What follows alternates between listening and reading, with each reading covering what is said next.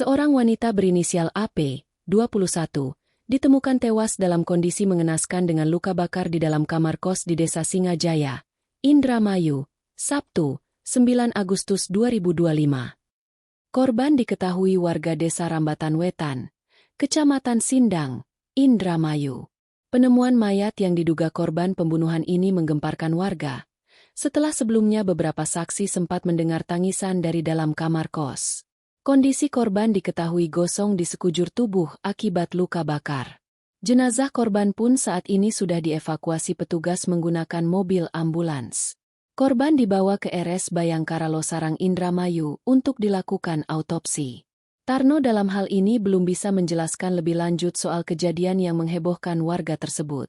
Namun, ia memastikan proses penyelidikan lebih lanjut tengah dilakukan oleh pihak kepolisian. Mulai dari olah TKP, memeriksa beberapa saksi, hingga mengumpulkan barang bukti, termasuk mengamankan rekaman CCTV yang terpasang di kosan tersebut. Pantauan tribuncirebon.com, polisi turut memasang pelis lain di kosan abu-abu TKP penemuan mayat tersebut. Hal ini untuk mengantisipasi ada warga yang masuk selama proses olah TKP yang sedang dilakukan. Selain itu, polisi juga memasang garis polisi di kamar 09 yang menjadi TKP korban meninggal. Dari luar kosan, terlihat jenazah korban dievakuasi oleh petugas masuk ke mobil ambulans untuk dibawa ke rumah sakit. Polisi juga membawa sebuah karung besar berupa barang bukti yang diamankan dari lokasi kejadian. Tarno tidak menyebut barang apa saja yang diamankan.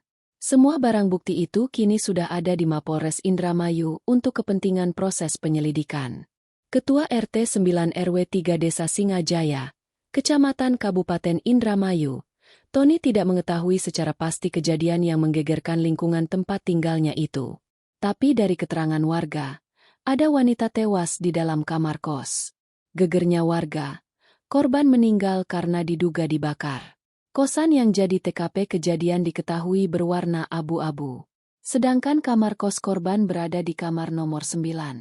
Tony sendiri walau sebagai RT, tidak tahu siapa saja penghuni kos tersebut. Pemilik kos tidak pernah melapor ke RT. Pihaknya pun hanya diberitahu bahwa kosan itu merupakan kosan yang diisi laki-laki dan perempuan. Kendati demikian, Tony tidak memungkiri bahwa sudah jadi rahasia umum kosan di wilayah setempat sering kedatangan tamu dari luar. Hal tersebut juga terjadi di kosan lain yang ada di wilayah sana. Ketua Karang Taruna Desa setempat, Ilyas, 27, menambahkan, warga sebenarnya resah, tapi tidak mau berurusan panjang. Kosan di wilayah setempat juga tidak jarang dilakukan penggerebekan oleh aparat kepolisian. Di sisi lain, polisi belum bisa memastikan penyebab kematian korban karena proses penyelidikan masih berlangsung. Selain olah TKP, polisi juga tengah melakukan pemeriksaan terhadap saksi-saksi. Ini kejadian itu seperti apa sih Pak? Tahu Pak RT? Nggak tahu. Nggak tahu. Geger-gegernya kenapa Pak? Nggak tahu juga. Nggak tahu. Tahu-tahu ada kabar. Apa kabar? Kabarnya ada orang meninggal di kos-kosan. Meninggalnya kenapa gitu Pak? Gimana? Meninggalnya kenapa? Nggak tahu juga. Tapi Bapak tahu yang ngekos di situ siapa gitu? Nggak tahu. Nggak lapor. Nggak tahu. Nggak ada laporan. Oh, ada laporan sama sekali. Tertutup atau gimana sih Pak? Nggak tahu sih masalah tertutup nggak ama. Kadang-kadang istilah kayak kadang-kadang apa ya laporannya tuh kalau digerebek kadang-kadang dulu udah digerebek sama si polsek udah digerebek. Saya untuk saksi saya masuk pihak dari kos-kosannya tuh nggak lapor. Jadi semua nggak tahu. Sering ada tamu dari luar juga. Kemungkinan nggak istilah kemungkinan iya. Kemungkinannya tapi nggak pernah dilaporkan ya.